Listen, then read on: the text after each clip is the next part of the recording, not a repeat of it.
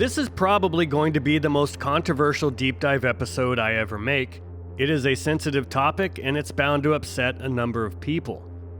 Tupac's 1994 conviction for the sexual abuse of a young woman named Ayanna Jackson in New York City the previous year is already well known and still fiercely debated amongst some of Tupac's fans, despite the fact that he was tried, convicted, and sentenced for it. But what most people have never known up until very recently was that there was a second sexual assault accusation against Tupac that was investigated by law enforcement. And this second assault accusation is now out there thanks to the new Tupac biography, Only God Can Judge Me, by author Jeff Pearlman, who got a hold of the investigative files for this accusation and then tracked down the alleged victim and interviewed her. There was a claim made.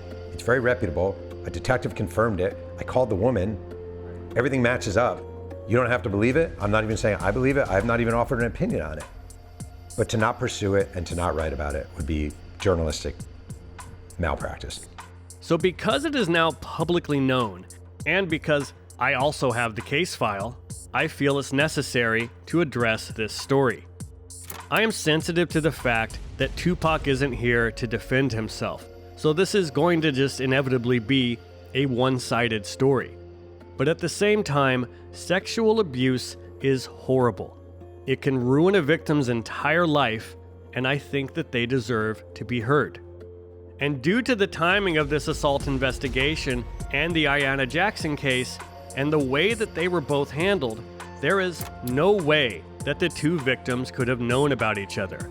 And that is largely because this isn't actually the second sexual assault accusation against Tupac. It was the first.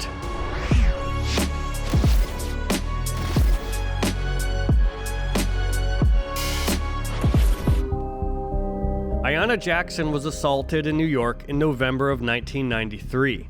But this other accusation comes from the opposite coast, in Los Angeles, and it was 4 months before the Jackson case in New York. At the time, Tupac was renting a modest house in LA's Sherman Oaks neighborhood in the Valley, on this street. According to the alleged victim, it was July 19th, 1993, and she was out celebrating her birthday with friends at a popular restaurant and club on Sunset Boulevard called Carlos and Charlie's. That club has since closed, but it was at this location.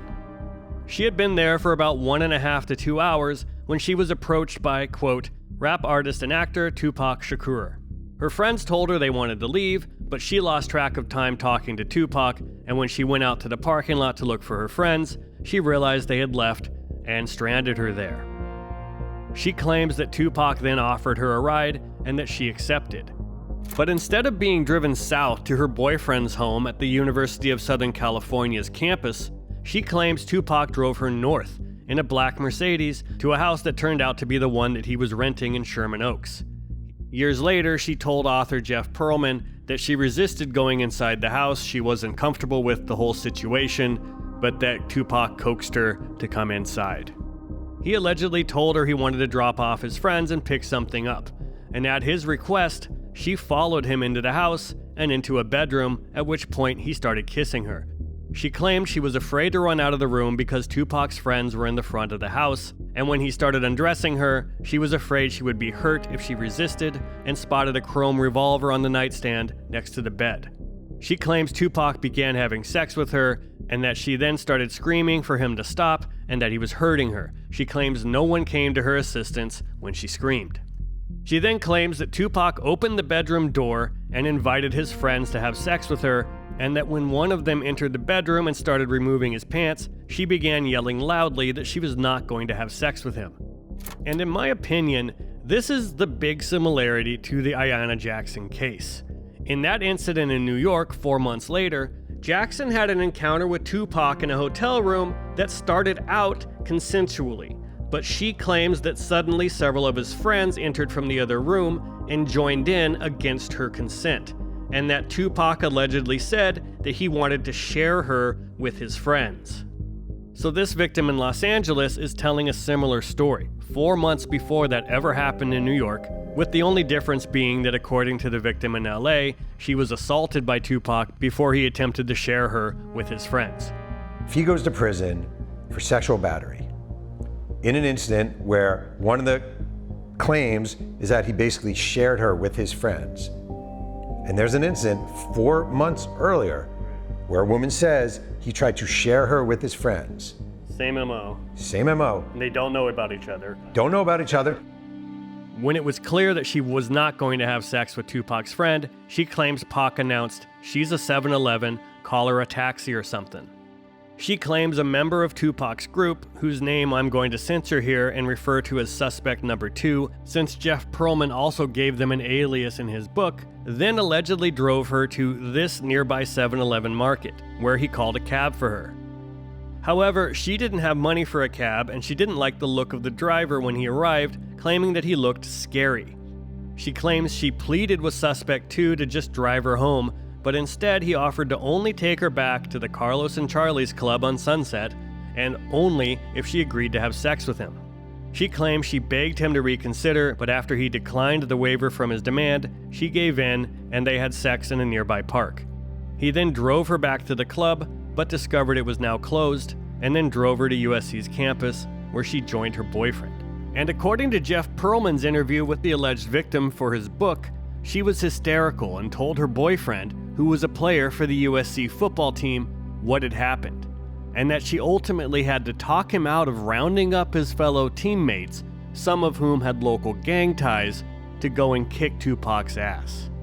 She claims she showered and slept, and then went to the Montebello Police Department to report the incident. And then she got bounced around by law enforcement in the communities of Whittier and Norwalk while they tried to figure out who should have jurisdiction over this case. And then finally to the LA County Sheriff's Department station in West Hollywood, which was closest to the Carlos and Charlie's club where her whole ordeal had started, and there a deputy finally took her report. So by the time this investigation started, 9 days had passed since the alleged assault due to all of the different law enforcement agencies that the alleged victim had been referred to before this investigator finally took up her case. Photographs were then taken of the alleged victim, showing bruising on her shoulders and lower legs, and she was taken to a hospital where a doctor found she had injuries that were consistent with her statements. She was then driven to the street that Tupac's house was located on, and as they neared that location, she pointed out the 7-Eleven nearby and said, "That's the 7-Eleven that the second guy took me to." She then correctly pointed out which house was Tupac's, and the black Mercedes that she had ridden in was parked in the driveway. The report states the victim was extremely emotional when we passed the front of the suspect's home, and once she confirmed that it was the location where she was taken that night, she became fearful of discovery and sunk to the front floorboard and out of sight, and then began to cry. So, why didn't the public hear about this case before this past year when it was written about in Only God Can Judge Me? Well, the investigator on the case wrote that they relayed the facts of the case to the head deputy of the sex crimes unit and that person rejected it. They claimed that with the park sex with suspect number 2, there was a major prosecution hurdle due to the victim's decision to have sex with them, as opposed to notifying the police via 911 at the first available payphone or notifying the 7-Eleven clerk of her dilemma. Even though she'd told the detective that she had been afraid to even get out of the car at the 7-Eleven due to some of the people that she saw hanging around outside. And that intimidation certainly played an important role in the case against Shakur, but the case against him could not be filed without considering the incident involving suspect number 2. The report concluded that due to the unfortunate circumstances outside the control of this investigator, this case is therefore shown as cleared other. And that was the end of it. I called the woman who made the accusations. She turned me down at first. Then I showed her the police report, and she decided, no, actually I want to talk to you because this really pisses me off. Interviewed her at length about it. Her descriptions of what happened lined up. Woman didn't want to talk to me. Did not want to talk to me. In fact, refused to talk to me. Said this was such a nightmare, I want to leave it behind. And when she read that the only reason it wasn't pursued is because she didn't run. Now that's a very age-old put it on the woman generally. Why didn't she run away? She had a chance to run away. Why didn't she run away, right? Well, she was mad.